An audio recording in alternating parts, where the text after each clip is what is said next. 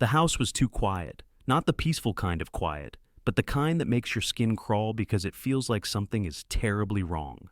The clock on the wall struck 12:17 a.m., and I swear every tick echoed through the hollow of my chest. Her shoes were still by the door, her jacket tossed on the chair, signs that she had been home earlier. But now, nothing. I found her phone on the kitchen counter, buzzing every few minutes with messages I couldn't bring myself to read. The screen kept lighting up with just one initial.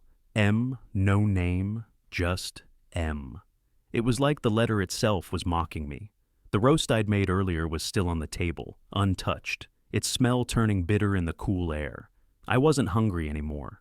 I wasn't anything anymore. I just stood there, gripping the edge of the table so hard my knuckles turned white, wondering what M had that I didn't. I didn't hear the door when she came back in. I only noticed when her shadow slid across the hallway floor. She looked at me like I was some ghost in my own house, as if I didn't belong there anymore. And then, with a voice as calm as if she was reading a weather report, she said, "Vernon, you need to stop looking at me like that. You're scaring me." Scaring her? I felt like I was the one drowning. That's when I gave her the choice. Stay and tell me the truth, or leave and don't come back. She didn't say a single word. She just picked up her keys, walked past me, and disappeared into the night. But here's the thing. This wasn't the first time I'd felt this way, and I knew, deep down, it wouldn't be the last. I didn't sleep that night. I couldn't. Every time I closed my eyes, I saw her walking out that door, the keys swinging in her hand like the final blow of a judge's gavel. I sat in the kitchen with her phone still buzzing beside me. It felt wrong to look through it, but what was I supposed to do? Pretend I didn't hear the walls whispering that my marriage was already dead? Around 3 a.m., I finally picked up the phone. My hands were trembling so badly I could barely unlock it. The messages from M weren't long, but they cut deep. "Tonight was perfect. She'll never know. You smell like me. Be careful." Every word felt like a punch. And then the last one, "I can still taste you." My stomach turned, and for a moment I thought I might actually throw up. I didn't even know what hurt more, what I was reading, or the fact that she'd left her phone behind like I didn't matter enough for her to hide this. I scrolled further back, and that's when I saw his name, Miles Carter, a guy I'd met once, briefly, when she dragged me to one of her office parties. I remember shaking his hand. He'd smiled too much, laughed at everything she said. I thought he was harmless. God, how stupid could I be? By the time the sun started rising, I was in the living room, sitting in the dark, waiting for her like some broken guard dog. When she finally came back, her eyes went wide for a second, like she didn't expect me to be there. She smelled like someone else's cologne. I didn't yell. I didn't even ask questions. My voice was low, hoarse. "Was it worth it?" I asked. She froze, like she didn't know what to say, and that silence was worse than any confession. I knew then that I was going to find out everything about Miles Carter, whether she told me or not. The next day felt unreal, like I was living in someone else's body. I went to work, but I don't remember a single thing I did. All I could think about was that name, Miles Carter. It looped in my head like some cursed mantra. By the time I got home, she was in the shower, humming like nothing had happened, like the night before hadn't split my world in half. I couldn't even look at her. I grabbed my laptop and started digging. It began innocently enough: Facebook, Instagram, the usual. Miles Carter wasn't hard to find. He practically lived online. At first glance, he looked normal. A few pictures with coworkers, posts about his dog, some gym selfies. But the deeper I went, the stranger it felt. There were photos of company trips that she'd told me were work only. There she was, standing next to him in the background of a group shot, wearing that same smile I hadn't seen in months. And his comments under her photos, subtle, but not subtle enough once you knew what to look for. "That color suits you so well. Best smile in the room, as always." My hands tightened on the keyboard. I started checking mutual connections, work tags, anything that could tell me more about this guy. That's when I found a private post, tagged by someone else. From a weekend she'd claimed she was at a wellness retreat with her girlfriends. There she was, laughing next to Miles, holding a glass of wine, her hand resting on his knee like it belonged there. The air left my lungs. I closed the laptop, paced the living room like a trapped animal. I didn't know whether to confront her or pretend I didn't see it. The thought of asking her and watching her lie again made my skin crawl. That night, she came out of the shower, hair damp, face clean and glowing, like nothing was wrong. She asked why I was so quiet. I told her I was tired. She smiled, kissed my cheek, and went to bed like everything was fine. But I stayed up. I couldn't sleep knowing what I knew. I decided I wasn't going to confront her, not yet.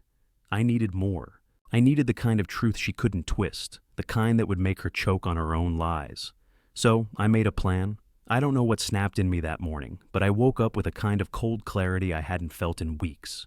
She was still asleep beside me, her phone face down on the nightstand, breathing soft and even like she hadn't just wrecked everything we built. I stared at her for a long time, wondering how she could look so innocent while carrying a secret that was tearing me apart. I wasn't going to wait for her to hand me the truth anymore. I was going to rip it out myself. I told her I had to work late, just to see what she'd do. By late afternoon, I parked my car a block away from her office, hidden between two SUVs, and waited. My heart was pounding so hard I thought I might pass out, but I stayed there, gripping the steering wheel, watching like a coward, or maybe like a hunter. I'm not even sure anymore. At 6:40 p.m., I saw her leave, not with a group of coworkers, not with anyone from her office, just Miles.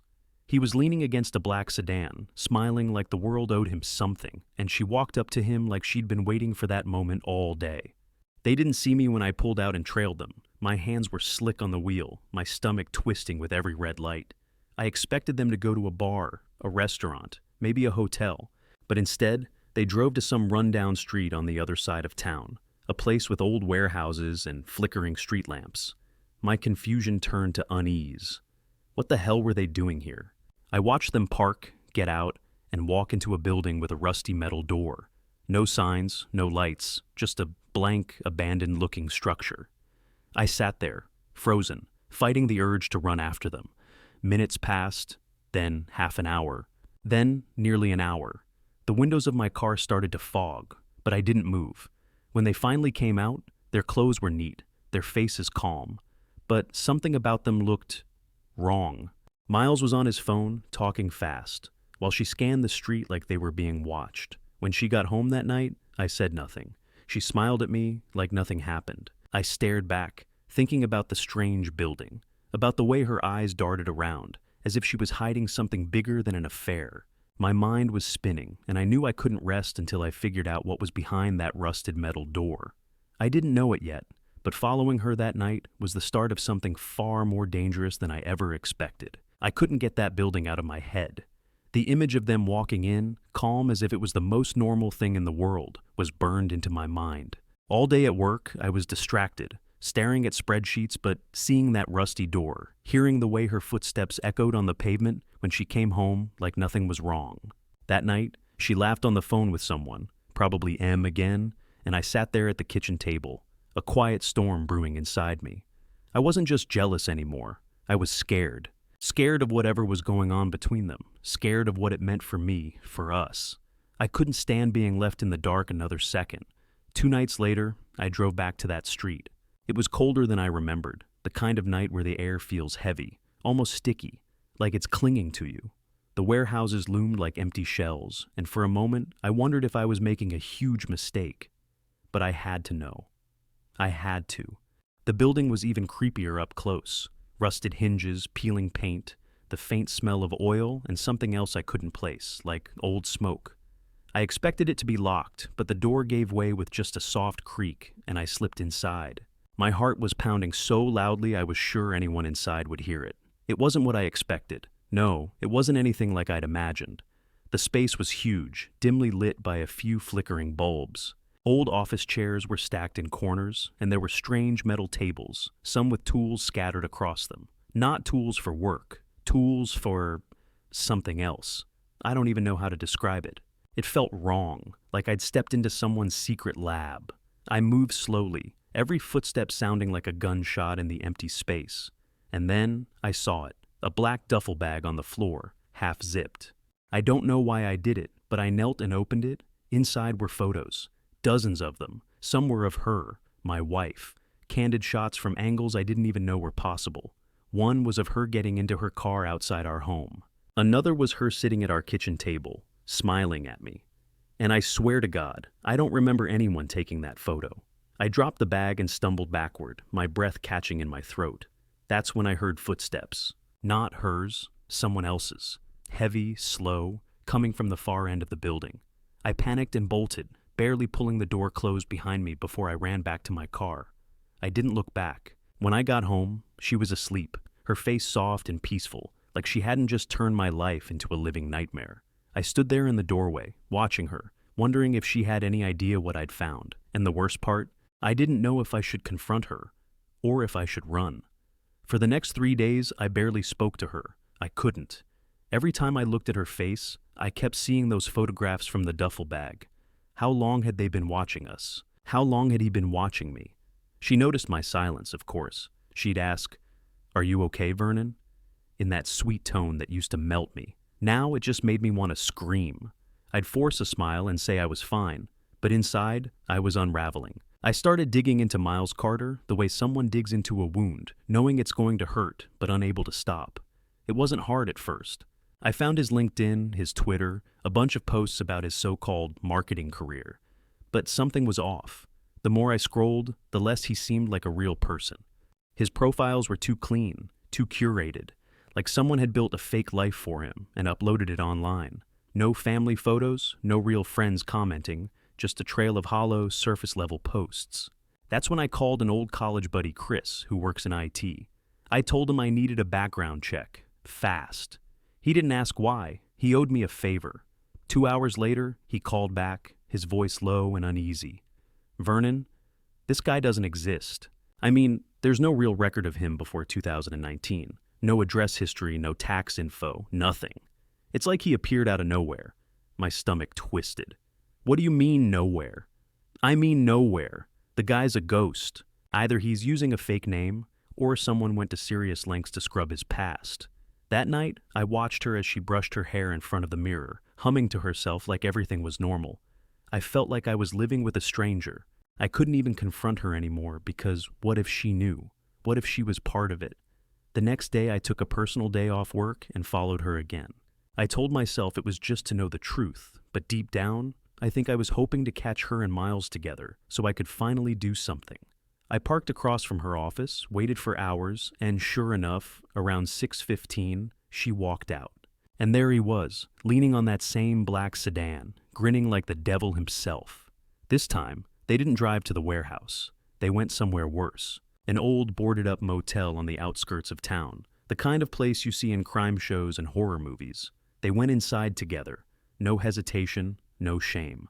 I don't know how long I sat there watching that door, but by the time they came out, my heart was beating so fast I thought I'd pass out. Miles was on his phone again, talking fast, while she looked over her shoulder like she was expecting someone to be following them.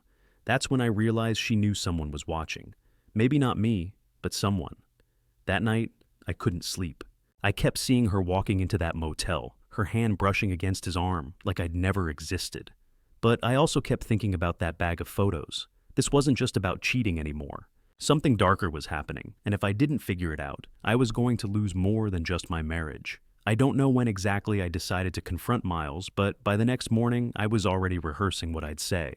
The truth was, I didn't have a plan. I just knew I couldn't keep hiding in my car, watching from a distance like some helpless bystander. I needed to look him in the eyes, to see what kind of man could walk into another man's life and tear it apart without blinking. I waited until she left for work, kissed me on the cheek like nothing was wrong, and drove away. That fake sweetness almost broke me. I sat in the kitchen, staring at my hands, then grabbed my keys and drove to his office. I didn't even know if he'd be there, but something told me he would.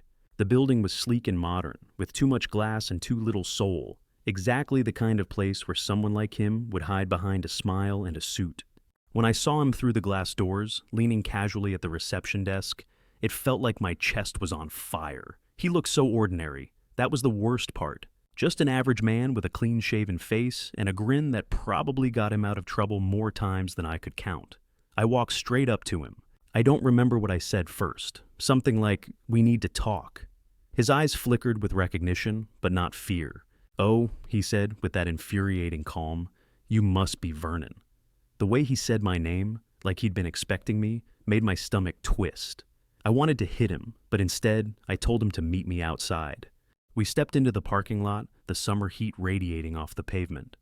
"What do you want?" I asked, my voice shaking more than I wanted it to. He didn't deny anything. He didn't apologize or act surprised. He just smiled, tilting his head like I was some amusing puzzle.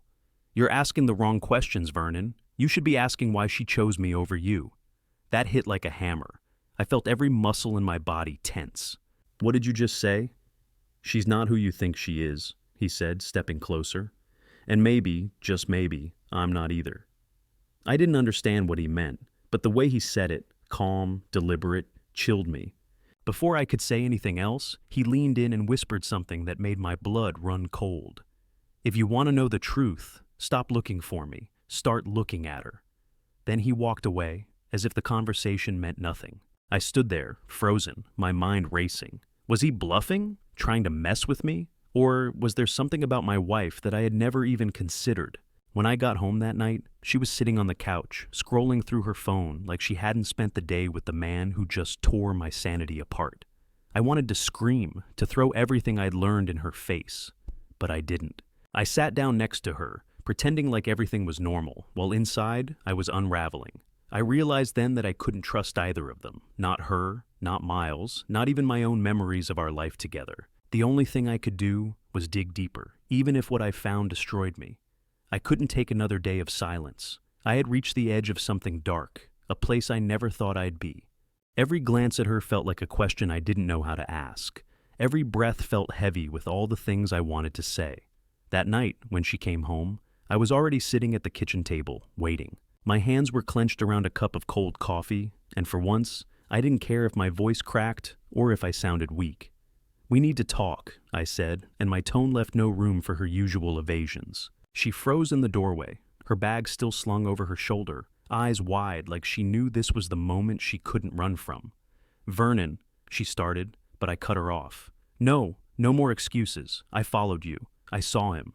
I saw everything." Her face crumpled, like the weight of her secrets was finally too much to hold. She walked to the table and sat across from me, her hands trembling as they brushed her hair out of her face. "You don't understand," she whispered. "Then make me understand," I said, my voice raw. "Please." The story that poured out of her wasn't what I expected.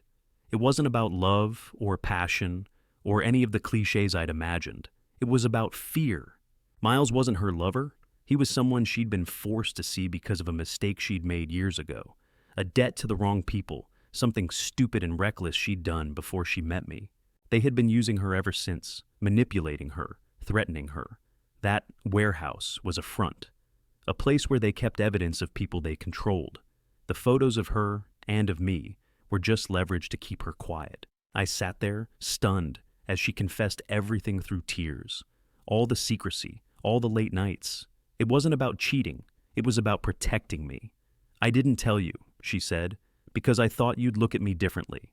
Like I wasn't the woman you married. I thought you'd leave me if you knew what I'd done." Something in me broke open then, but not in anger. I reached across the table and took her hands. "You should have told me," I said softly. "We could have faced this together."